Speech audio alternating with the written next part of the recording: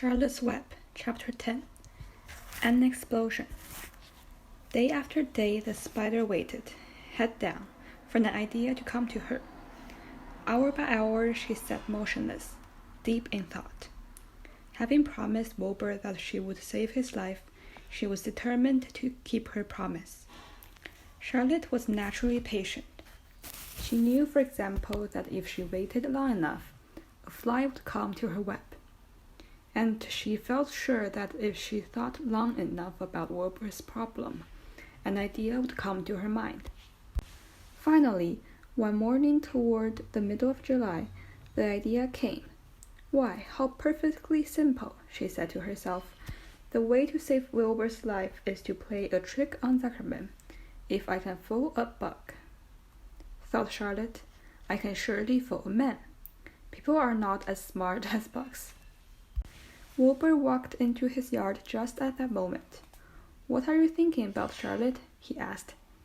I was just thinking, said the spider, that people are very gullible. What does gullible mean? Easy to fool, said Charlotte.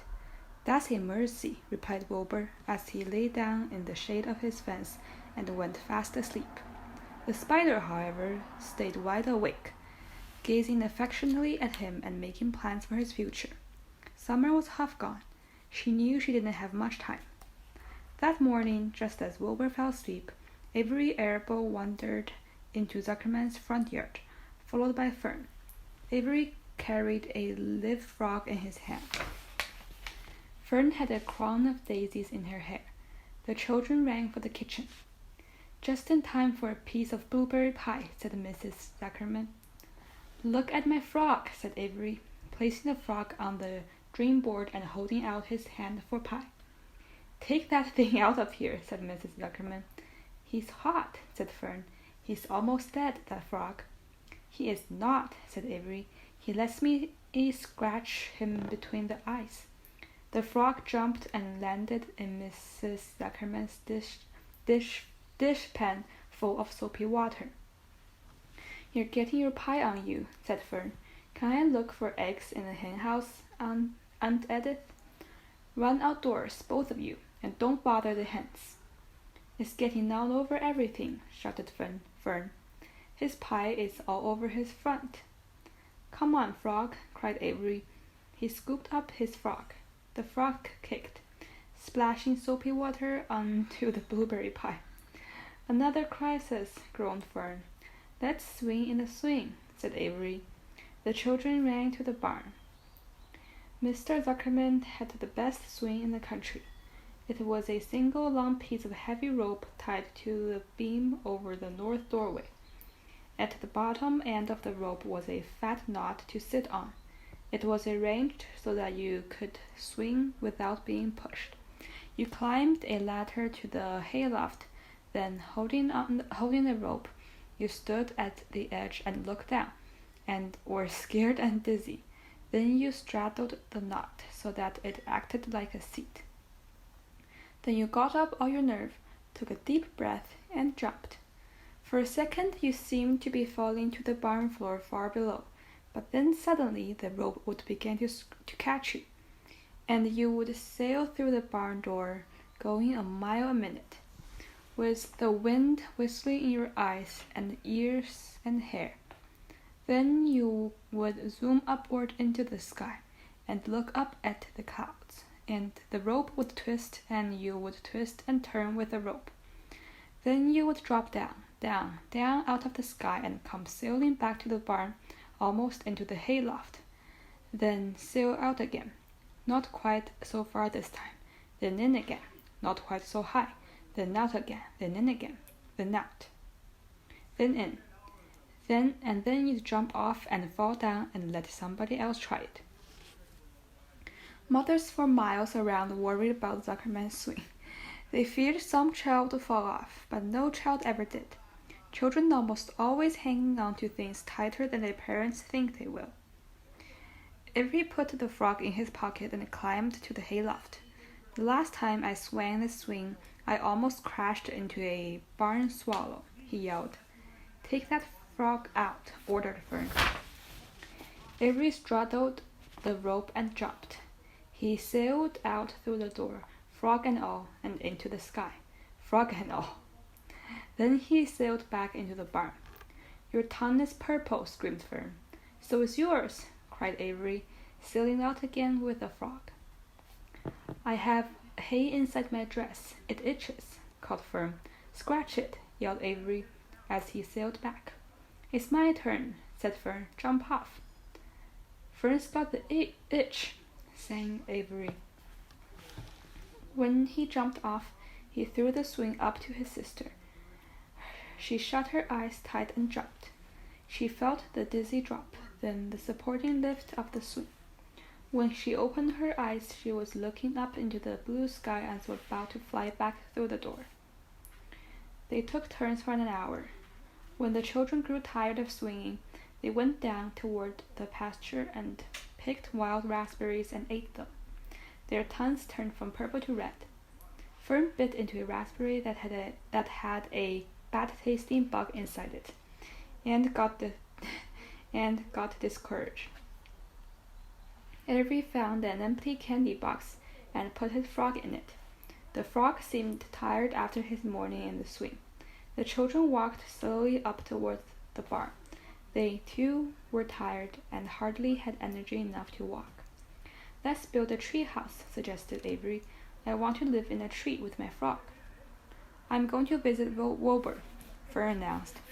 They climbed the fence onto the lane and walked lazily toward the pig pen. Wilbur heard them coming and got up. Avery noticed the spider web, and, coming closer, he saw Charlotte. Hey, look at that big spider, he said.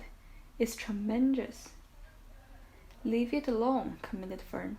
You've got a frog. Isn't that enough? That's a fine spider, and I'm going to capture it, said Avery. He took the cover off the candy box. Then he picked up a stick. I'm going to knock that old spider into this box, he said. Wilbur's heart almost stopped when he saw what was going on. This might be the end of Charlotte if the boy succeeded in catching her.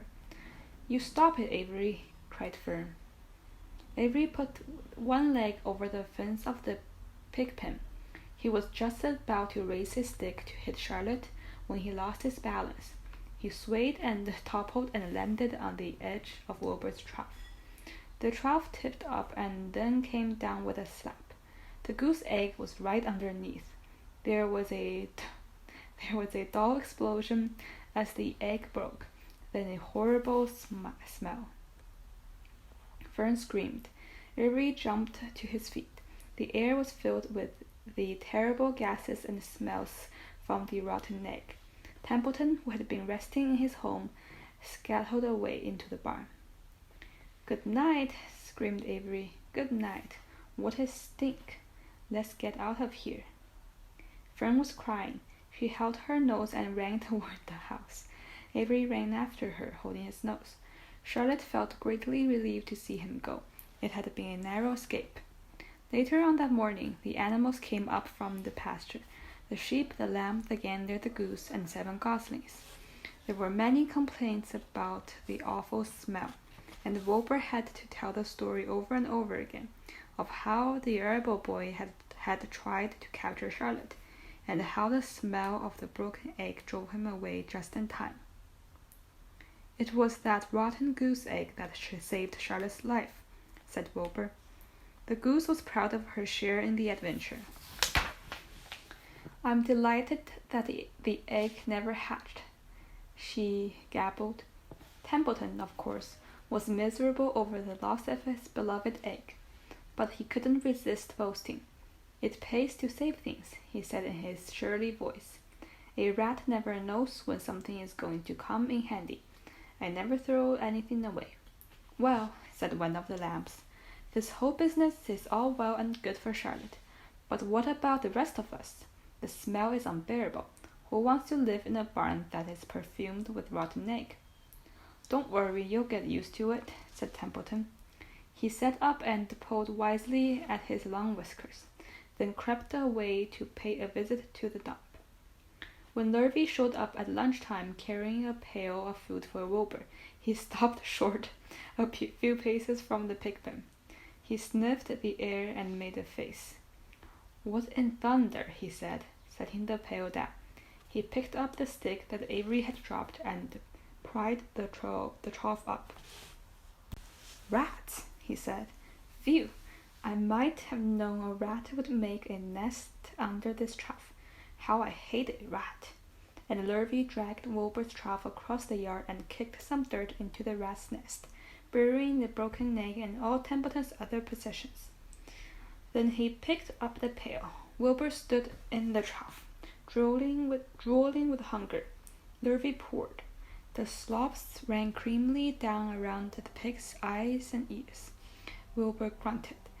He gulped and sucked and gulped, making swishing and swooshing noises, anxious to get everything at once.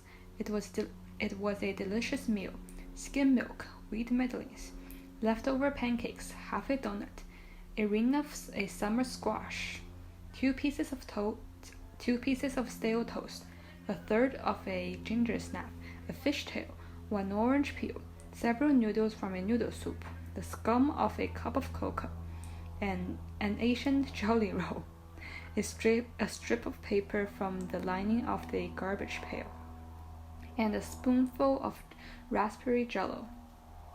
Wilbur ate heartily. He planned to leave half a noodle and a few drops of milk for Templeton. Then he remembered that the rat had been useful in saving Charlotte's life, and that Charlotte was trying to save his life, so he left a whole noodle instead of a half. Now that the broken egg was buried, the air cleared and the barn smelled good again. The afternoon passed and the evening came. Shadows lengthened. The cool and kindly breath of evening entered through doors and windows. Astride her web, Charlotte sat moodily eating a horsefly and thinking about the future. After a while, she bestirred herself. She descended to the center of the web, and there she began to cut some of her lines. She worked slowly but steadily while the other creatures drowsed. None of the others, not even a goose, noticed that she was at work. Deep in his soft bed, Wilbur snoozed. Over in their favorite corner, the goslings whistled a night song. Charlotte tore quite a section out of her web, leaving an open space in the middle. Then she started weaving something to take the place of the thread she had removed.